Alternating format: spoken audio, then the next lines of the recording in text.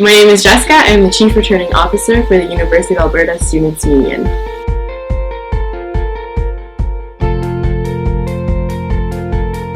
So the role of the CRO is basically to run the election, so do all the marketing behind that, getting out the vote, but most importantly is to make sure that all of the candidates are following the rules and the bylaws that are associated with the election, and that's just to ensure that there's a fair election. And so that's my most important role. So the thing I'm most excited about is working to get the highest voter turnout that the SU's seen. So in past years, the CROs have done a really good job with building on their predecessors. But last year we topped all of that in terms of the percentage of voter turnout, and so my goal is to top that again. My favorite thing about being the CRO is seeing the elections from the perspective of someone who's setting up the logistics for it.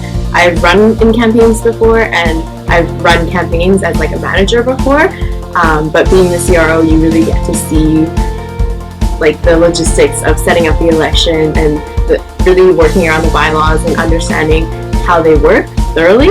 And so it's a different perspective, but for me it's really exciting to see it from that perspective. So the hardest part of my job is separating like my feelings and emotions from the whole process.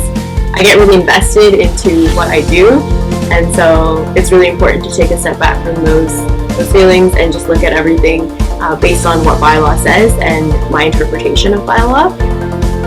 Another thing too is I've been the CRO this is my second year, and so I have a lot of friends that run in the election. So for that 3-week period or so, I guess like you do lose a lot of friends just for the 3 weeks though, so that makes it a little hard, but other than that, overall it's pretty fun.